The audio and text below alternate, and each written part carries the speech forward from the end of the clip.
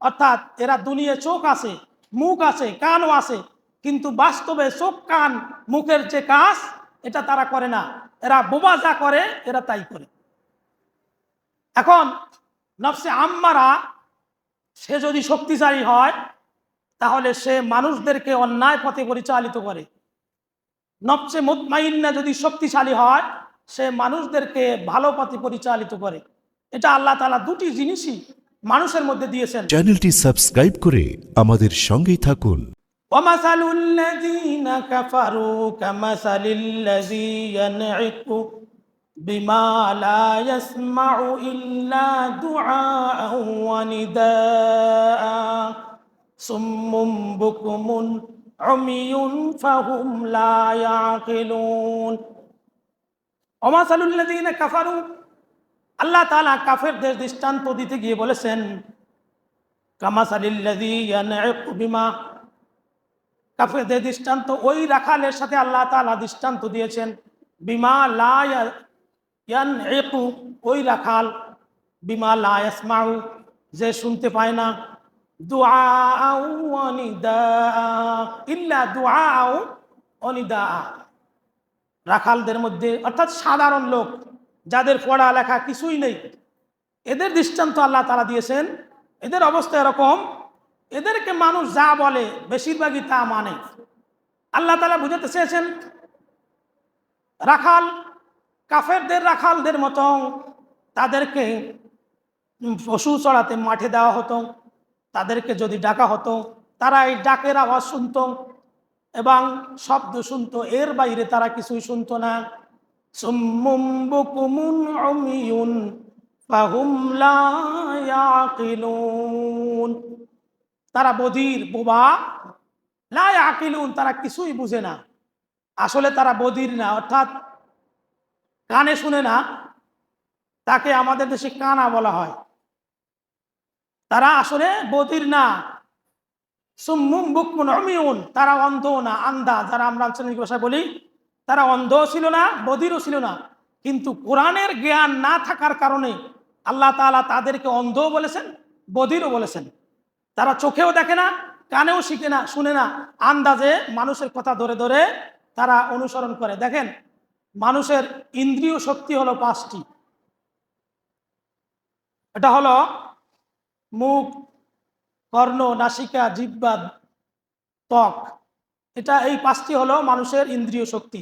এই 5টিকে চালানোর জন্য আরো 2টি শক্তি আল্লাহ তাআলা দিয়েছেন। একটা হলো তাকওয়া, আর একটা হলো ফুজুর। একটা হলো নফসে আম্মারা, আর একটা হলো নফসে মুতমাইন্না। আমাদেরকে পরিচালনা করে 2 শক্তি। একটা হলো নফসে আম্মারা, সাধারণত যেই শক্তি, আর একটা হলো নফসে মুতমাইন্না। নফসে আম্মারার কাজ হলো খালি গুনাহের কাজ করা। একটা গুনাহ করার পরে বলে যে না, কি গুনাহ করেছি, একসময় তওবা করব, আবার গুনাহ করে, আবার অন্যায় করে। এই জন্য যারা দেখবেন, আমি এরশাদ শিকদারকে খুলনায় দেখেছি, সে তা খুন করা তার কাছে পান্তা বাতের মতো। মানুষ নিয়ে তার সামনে খাড়া করে দিবেন, সে কোবাইয়ে কল্লা হালাই দিবে, কিছু মনে করতো না। এই জন্য যারা অন্যায় করতে করতে পাপের প্রায়শ্চিত্ত যাদেরকে ঘিরে ফেলেছে, তারা শেষ পর্যন্ত অন্যায়কে অন্যায় মনে করে না। এদেরকে আল্লাহ বলেছেন সুম্মুন, এরা বধির, বুকমুন, তারা বোবা, বুকমুন, তারা বোবা, কথা বলতে পারে না, উমিয়ুন, তারা অন্ধ। অর্থাৎ এরা দুনিয়া চোখ আছে, মুখ আছে, কানও আছে, কিন্তু বাস্তবে চোখ কান মুখের যে কাজ এটা তারা করে না। এরা বোবা যা করে এরা তাই করে। এখন নফসে আম্মারা সে যদি শক্তিশালী হয় তাহলে সে মানুষদেরকে অন্যায় পথে পরিচালিত করে। নফসে মুতমাইন্না যদি শক্তিশালী হয় সে মানুষদেরকে ভালো পথে পরিচালিত করে। এটা আল্লাহ তাআলা 2টি জিনিসই মানুষের মধ্যে দিয়েছেন। একটা হলো কালিমা খবিসা, আর একটা হলো কালিমা তয়্যিবা। আপনি একটি গুনাহ করলে সাথে সাথে আপনার অন্তরের মধ্যে একটি কালিমা পড়ে যাবে, যদি তাওবা না করেন, যদি ফিরে না আসেন। 2টি করলে 2টি পড়বে, 10টি করলে 10টি পড়বে, 1000টি করলে কালিমা পড়তেই থাকবে। তার অন্তর এক সময় মরে যাবে। সে ভালোকে কখনো ভালো চোখে দেখবে না।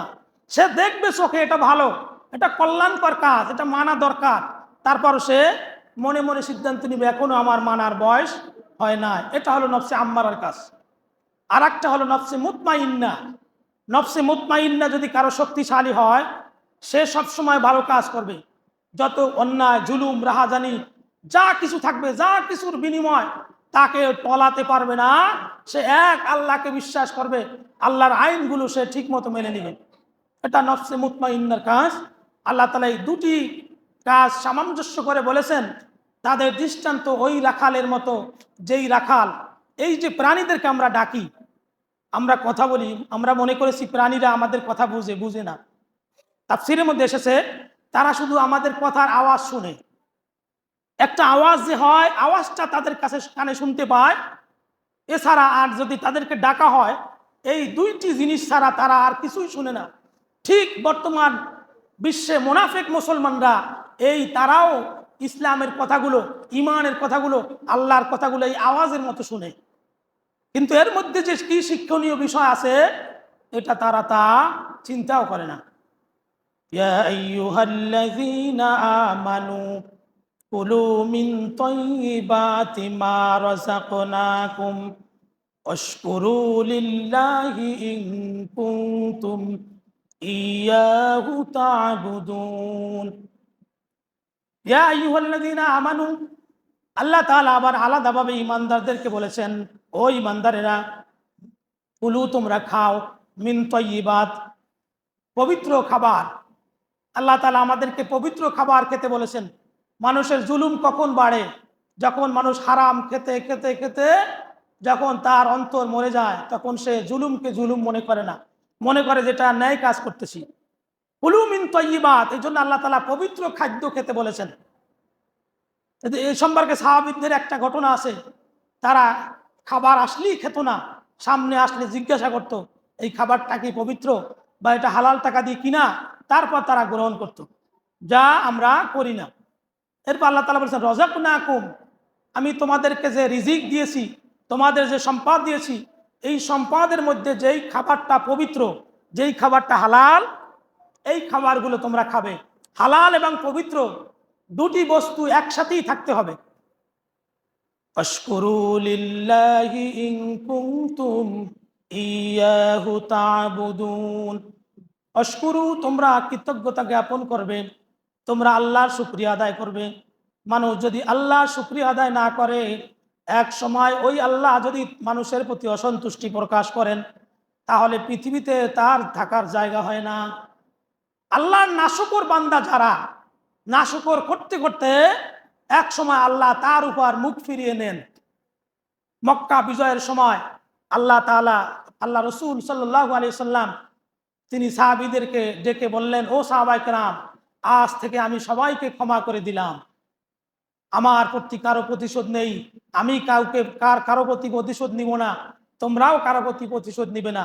তোমরা সকলে জান মাল ইজ্জত আবরু এটা তোমরা হেফাজত করবে, তোমরা তোমাদের জীবন দিয়ে তাদেরকে পাহারা দিবে। তখন সাহাবায়ে কেরাম বললেন, ইয়া রাসূলুল্লাহ, এই কর্তৃত্ব কি আপনার না আল্লাহর না আমাদের? তখন রাসূলুল্লাহ সাল্লাল্লাহু আলাইহি সাল্লাম বললেন, এই কর্তৃত্ব তোমাদেরও না, এটা হাদিসের মধ্যে এসেছে, আমি রসুল আমারও না, এই সমস্ত কর্তৃত্ব হলো আল্লাহ, সকল কর্তৃত্বর চাবিকাঠি তার হাতে, তিনি যা ইচ্ছা তাই করেন। আমাদের ইচ্ছা আমরা বিজয় আনতে পারি নাই, এই মক্কা বিজয় হয়েছে, এটা আল্লাহ আমাদেরকে বিজয় দান করেছেন। এই জন্য আমাদের কাছেও নির্দেশনা এসেছে জেলা থেকে, আমাদের আশেপাশে যে হিন্দু বাড়িগুলো আছে আমরা তদারকি করব, খেয়াল রাখবো তারা আমাদের প্রতিবেশী, তাদের মন্দির যেন, তাদের প্যাগোডা যেন কেউ ভাঙতে না পারে, তাদের প্রতি কেউ যেন জুলুম না করে, অন্যায় না করে, অবিচার না করে। এইগুলো জেলা প্রশাসক বলেছেন ফেনী থেকে, আমরা এটা সচেতন থাকবো, সচেষ্ট থাকবো, কেউ যেন রাহাজানি, মারামারি, হত্যা, খুন খারাপি না করে, কোনো প্রতিশোধ না নেয়। প্রতিশোধ একমাত্র আল্লাহ নেবেন, এরপর প্রতিশোধ নেওয়ার থাকলে সেটা দায়িত্বে যারা আছেন তারা নেবেন। আল্লাহ তাআলা আমাদেরকে আমল করার তৌফিক দান করুন। আমিন। ওয়া আখির দাওয়ানা। চ্যানেলটি সাবস্ক্রাইব করে আমাদের সঙ্গেই থাকুন।